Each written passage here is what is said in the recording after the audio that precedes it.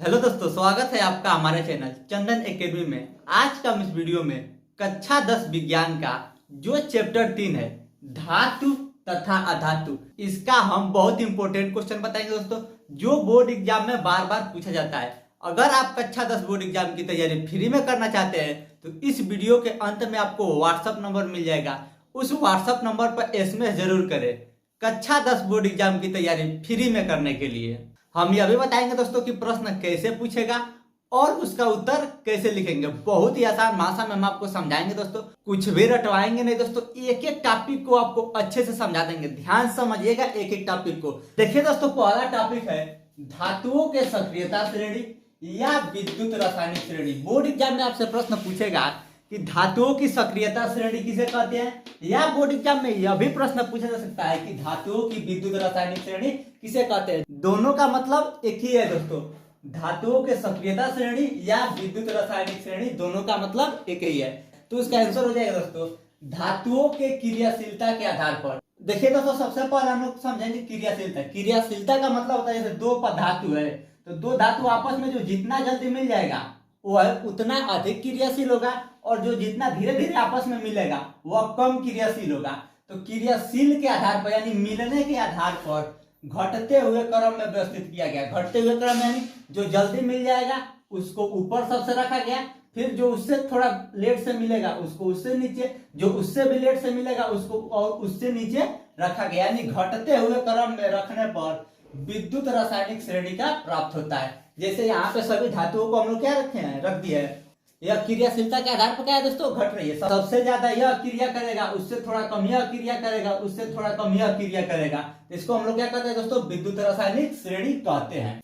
केवल आप board exam में लिख दीजिएगा धातुओं के क्रियाशीलता के आधार पर घटते हुए क्रम में रखने पर विद्युत रासायनिक श्रेणी प्राप्त होता है या धातुओं की सक्रियता श्रेणी प्राप्त होती है। दोनों एक ही चीज है। तो केवल आप इतना बोर्ड एग्जाम में लिख देंगे तो आपको पूरा नंबर मिल जाएगा।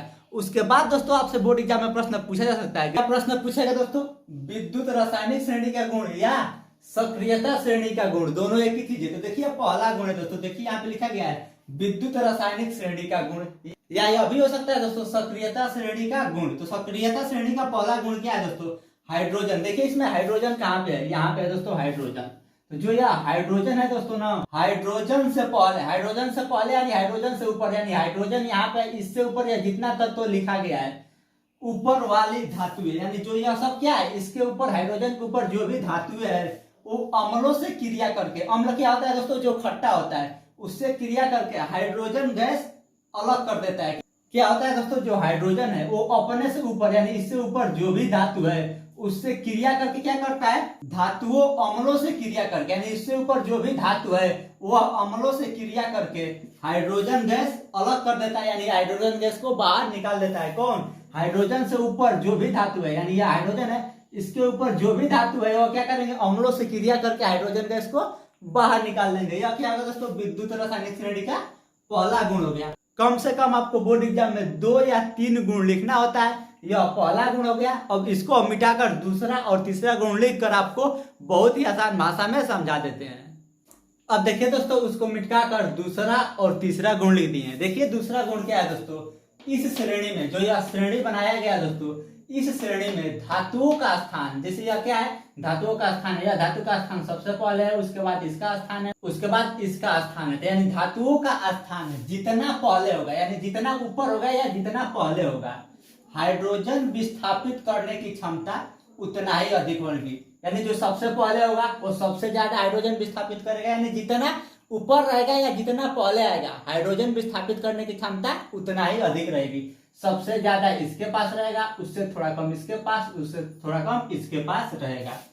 यह हो गया दोस्तों दूसरा गुण किसका, विद्युत रासायनिक श्रेणी का या सक्रियता श्रेणी का। अब देखिए तीसरा गुण, तीसरा गुण क्या है दोस्तों, इस श्रेणी में, किस श्रेणी में, इस श्रेणी में पहले आने वाले धातु बाद आने वाले धातुओं को, यह पहले आने वाला धातु है या उसके बाद आने वाला धातु है, धातु उनके लौणों के विलयन को विस्थापित कर देगा। कौन विस्थापित करेगा दोस्तों, जो पहले धातु आएगा वो अपने बाद वाले धातुओं के लौणों के विलयन को विस्थापित करेगा।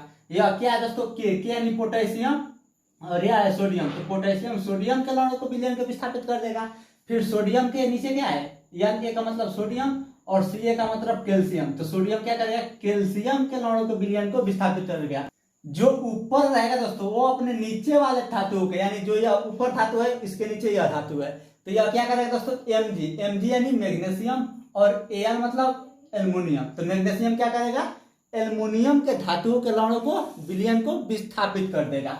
जो पहले रहेगा वो अपने से नीचे वाले, जो अपने से छोटे है उसके अणु को विलयन को विस्थापित कर देगा, सीधा बात। जो ऊपर है वो बड़ा है, जो नीचे है वो छोटा है। बोर्ड एग्जाम में आपसे प्रश्न पूछेगा कि विद्युत रासायनिक श्रेणी का गुण बताइए, तो केवल यह 3 गुण लिख देंगे तो आपको 4 नंबर पक्का मिल जाएगा।